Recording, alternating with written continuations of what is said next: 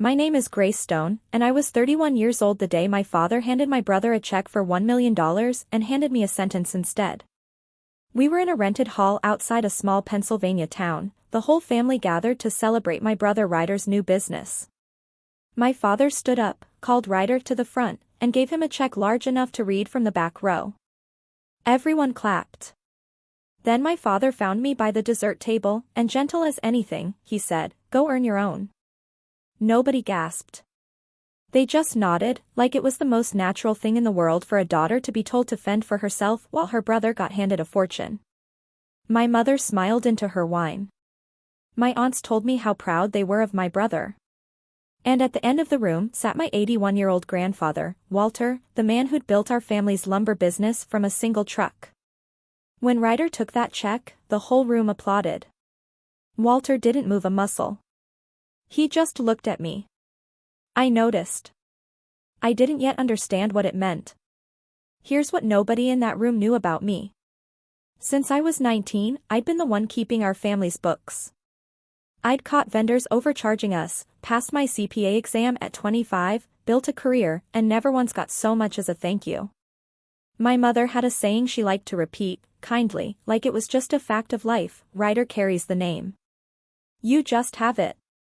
That night, driving home, I finally heard what that sentence really meant. I didn't cry. I made coffee, opened a notebook, and wrote one word at the top of the page: start. The next morning I drove out to the lumberyard, telling myself I was just dropping off paperwork, but really, I wanted to see my grandfather. Walter was already there, like always, with his chipped blue mug on the counter. I told him what my father had said. I expected sympathy. Instead, Walter just asked, "So what's the plan?" Not, "Are you okay?" Not, "That's not fair." Just, "What's the plan?" And somehow, I had one. A half-formed idea: do for small businesses what I'd always done for free for my own family. Clean books. Smart money. A way out of the hole. When I finished talking, Walter said the words I'd carry for the next year: "I'm not betting on the loud one. I'm betting on the one who shows up." Then he told me to come back the next day. He wanted to show me the old books. I didn't know why yet. While going through old files for Walter, I found the loan paperwork for my father's new warehouse expansion, the one he bragged about at every dinner. He hadn't just borrowed against the business. He'd borrowed against an inheritance from Walter that no one had ever put in writing. I filed that away and said nothing. My first client found me by accident, a one-man repair shop owner named Tom, drowning in debt, his books a literal shoebox, the bank no longer taking his calls. I had no money to lend him. What I had was a notebook and the ability to read numbers. I restructured his debts, found him a small line of credit, renegotiated his vendor contracts. I charged a modest fee and wrote up a real agreement, signed, dated, and official. That night I gave the whole thing a name: Stone Ventures. Just a name. And a promise to keep the books clean. While I rebuilt a stranger's shoebox of receipts, my brother was throwing a launch party for his new company: exposed brick office, hired social media manager, and open bar. I went, because not going would have made a statement I wasn't ready to make. At the party, an investor mistook me for staff and asked a real question about margins. I answered honestly, and we ended up talking for 10 minutes while my brother watched from across the room, his smile getting tighter and tighter. Afterward he told me, "You don't have to lurk at my party doing math." I told him I wasn't lurking. I was learning. A month later, whispers started, soft ones, the worst kind. Word went around that I was bitter, jealous, that my little side business was just spite. My mother called, not to ask how my work was going, but to ask me not to make things awkward at the next family dinner. I didn't fight it. Fighting it would only prove their story right. So I stayed quiet and let the work speak. One of my aunts, who'd believed the rumors, called me in a panic when her bakery's books fell apart. I fixed it, found her $4,000 she'd been losing to a bad payment processor, and never brought up what she'd said about me. The next time we were all together, she sat next to me. People notice who shows up when the cameras are off. By midsummer I had 8 clients. Stone Ventures had stopped being a name on a folder and become something real, small, stubborn, growing. I wasn't getting rich. I was getting real. And it cost me everything else: sleep, meals, any life outside the ledgers. Most evenings I'd swing by the yard with paperwork for Walter, even when I didn't need to.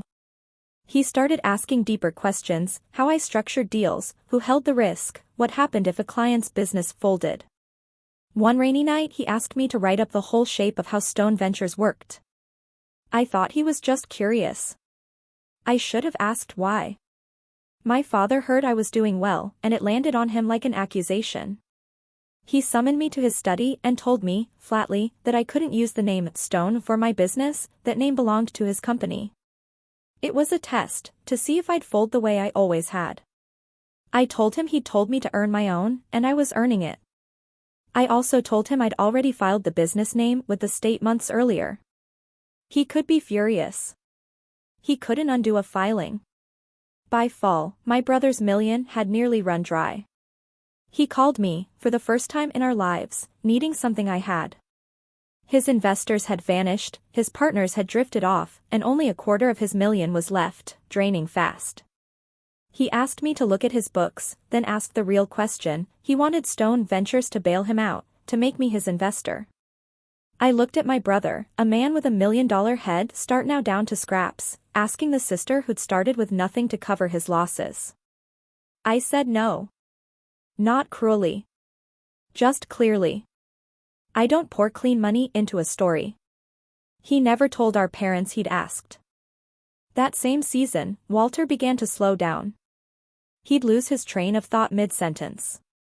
One gray afternoon I found him sitting in the dark office, his mug cold in his hands. He told me, differently this time, about the year he nearly lost the business, and about what he called the real danger, not failure, but what an easy inheritance does to a person. Money you didn't earn, he said, can rot a man from the inside. He didn't say my father's name. He didn't need to. Then, almost offhand, he said, I've been getting my papers in order. I asked what papers. He just smiled and changed the subject to the weather. I told myself he was just tired. I didn't push. I'd understand the cost of that soon enough. A week later, Walter called me to the yard for what he said was a business matter. When I arrived, Tom was already there, hat in his hands, like a man called to witness something. Walter set a single sheet of paper on the counter, a term sheet.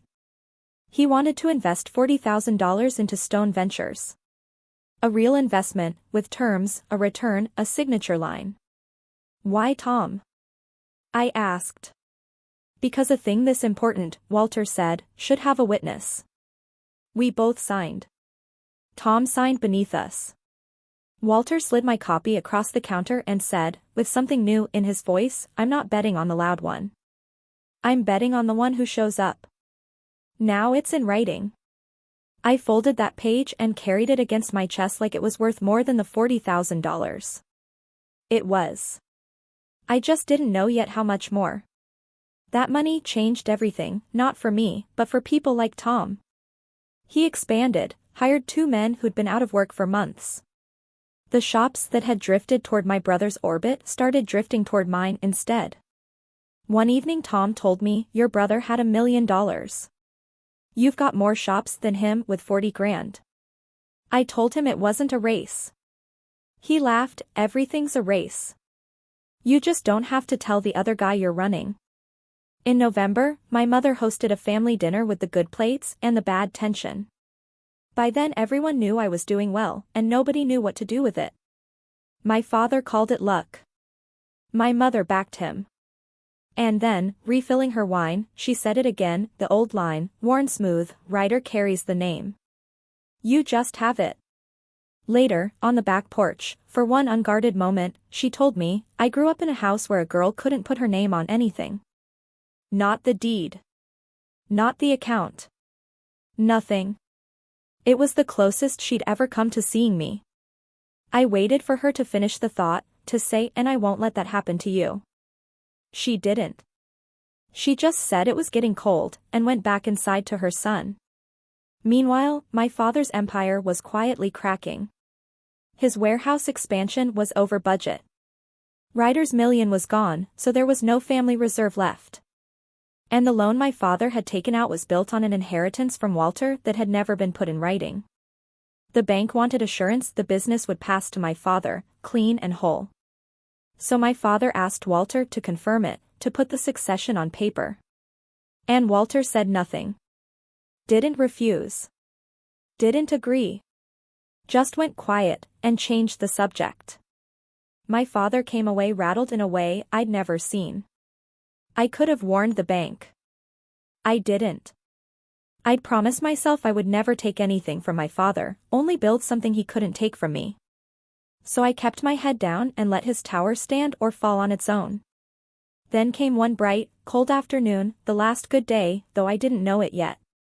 Walter was sharp again, walking the lot with me, naming lumber like he used to.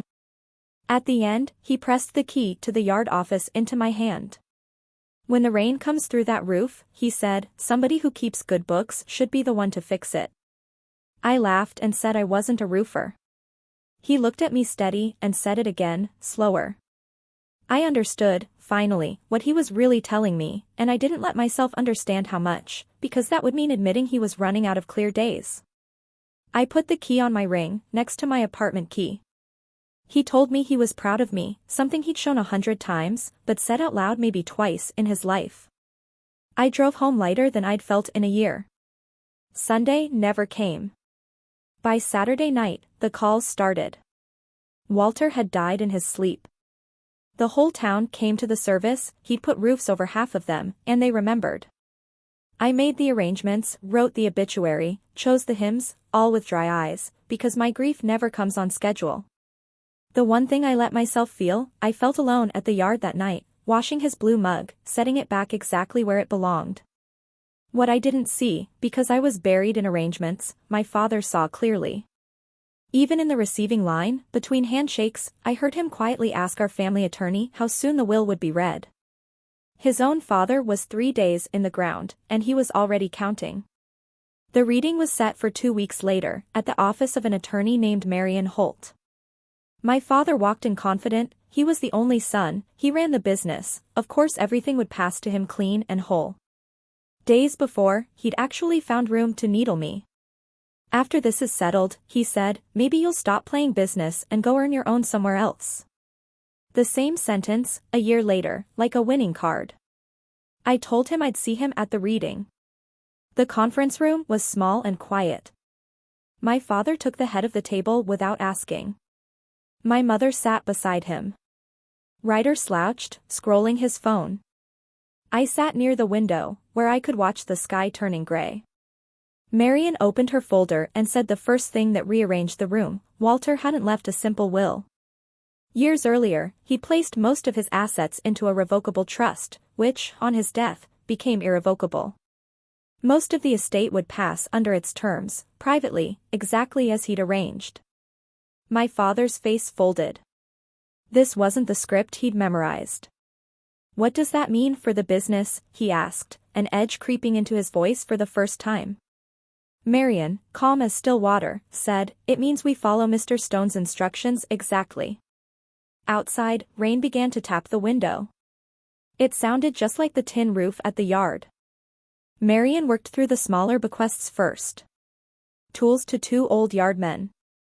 A college fund for the grandchildren. A generous, no-strings sum for my mother, which made her cry. Ryder got a bequest too, Walter's old flatbed truck, the one he'd started the business with, and $10,000. My brother had walked in expecting the trust to refill the account he'd drained. Instead, he got a 30-year-old truck and a lesson about hard work. He set his phone down. For once, he had nothing to say. My father sat very still, waiting for the one line that mattered, the controlling interest in Stone Lumber and Supply, the thing his entire financial life was built on. Marion read the condition Walter had attached before naming who received it, and the room went so quiet I could hear the rain. The controlling interest, she said, would pass to whichever heir had, during Walter's lifetime, built a business or fund of their own, documented in writing, with consideration, and a witness. Every head in that room did the same arithmetic and arrived, one by one, at the same impossible answer. My mother turned and looked at me. I understood, all at once, what a single page in my bag had been all along. Marion drew out an envelope with my name on it, in Walter's unsteady handwriting, and slid it down the length of the table, past my father, past my mother, past my brother, while every eye followed it like a lifeboat. "Mr. Stone asked that you open this here," she said. "In front of everyone." My father found his voice. "This is absurd," he snapped. "She kept his books, that doesn't make her." Marion raised one hand, and he stopped. Inside the envelope were two things, a letter, and a single sheet of trust documentation. The official page confirmed it. The controlling interest in Stone Lumber and Supply passed to me, as the heir who had built and documented a fund of her own. The proof named specifically was a one-page term sheet, signed months earlier by Walter Stone, by me, and by one witness. The $40,000 hadn't just been a bet on me. It had been the key Walter cut, months in advance, to a door he knew I'd one day have to walk through. He'd also named me successor trustee. Then I read the letter, and that's where I finally cracked, quietly, the way I always do. He wrote that he'd watched a man hand $1 million to the loud child and a sentence to the steady one, and decided, that day, to do something about it. The only way he trusted, with paper and patience. And he ended with the line he'd been saying to me all year, finished at last, "I'm not betting on the loud one. I bet on the one who showed up. You earned your name long before anyone gave you a dime. It was always yours, Gracie. I just made it official." I let exactly 2 tears fall. Then I looked up, and across the table, my father was already on his feet. He came apart in front of everyone he'd spent his life performing for. He said it was a mistake, that his father had been confused, senile, manipulated. He said I'd cornered a dying old man and tricked a signature out of him. His voice climbed until it filled the room and spilled into the hallway, until my mother put a hand on his sleeve and he shook it off. He swore he'd contest it, drag it through every court in the county. Marion let him burn through the worst of it, then said, evenly, that the trust had been established years earlier, while Walter was plainly competent, reviewed and witnessed at every step, and that in her experience, arrangements built this well tend to hold. She didn't say he had no case. She just made it clear he'd be spending money he no longer had to chase a door that was already locked. Because that was the real terror on his face, not losing an argument, but watching the entire foundation of his life, the loan, the warehouse, the inheritance he'd already spent, collapse at once. I stood up. Not to shout him down, I'd never won anything by being the loudest. I waited until the room was completely silent, until even my father ran out of breath. Then I reached into my bag and set the single page I'd carried since spring on the table, next to Walter's letter. 3 signatures. A date from months before he died, months before he was anything but sharp. If anyone wants to say my grandfather didn't know what he was doing, I said, here's his hand. Steady, last spring. Read it. Nobody moved to read it. They didn't have to. They could see it from where they sat, and they could see my father seeing it. I looked at the man who, 1 year earlier, in a rented hall, in front of everyone we knew, had told me to go earn my own. You told me to go earn my own, I said, as level as Marion had been all morning. So I did. This is what my own looks like. I didn't gloat. I told the room what would happen next, because someone had to keep the books. As successor trustee, I'd keep Stone Lumber open. I'd make payroll. The men in the yard would keep their jobs. I'd work honestly with the bank to restructure the loan my father had built on sand, because putting him on the street would help no one, and would dishonor the man who raised us both. And I'd offer Ryder a real position. Not a gift. A job, with hours and targets he'd actually have to meet. My brother looked up. For once, he had nothing to say. In the quiet that followed, my mother said something, not really to anyone. Looking at the term sheet and the letter side by side, she said, almost to herself, she carries the name now. A year earlier she'd told me Ryder carried the name and I just had it. Now she'd watched her own father-in-law put in writing, in his own steady hand, exactly which child had earned it. She didn't apologize. I want to be honest about that. She went home that day still married to the man who'd shamed me. but she could no longer pretend she didn't know. And Ryder sat there with the keys to a 30-year-old truck and nothing to say, which, for my brother, was its own kind of growing up. The weeks after were quiet, and I was glad for that. I kept Stone Lumber open. I made payroll every Friday. I sat down with the bank and restructured my father's loan into something honest and survivable. I didn't crush him, because that would have cost the town jobs and cost me my grandfather's good name, and neither was for sale. I folded Stone Ventures into the work too, so it kept backing the Toms of the county, the shops nobody else would answer the phone for. Ryder took the job I offered. The first month nearly killed his pride. But by the second month, he stopped performing and started working. More than once, I caught him doing something right just to do it right, with no one watching. I let myself hope, a little. My father never thanked me for saving the loan, and I never asked him to.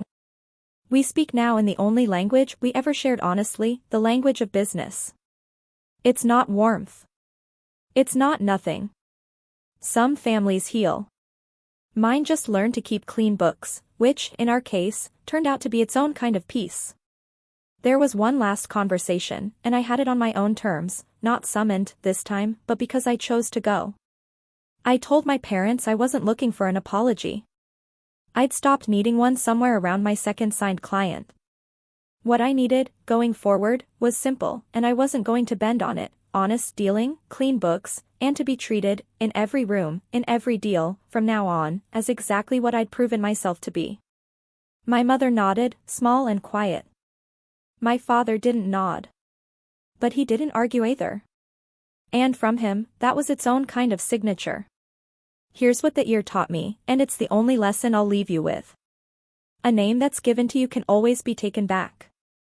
But a name you earn yourself, with your own two hands, and a set of clean books, is yours for good. And no announcement, in any rented hall, can ever call it back.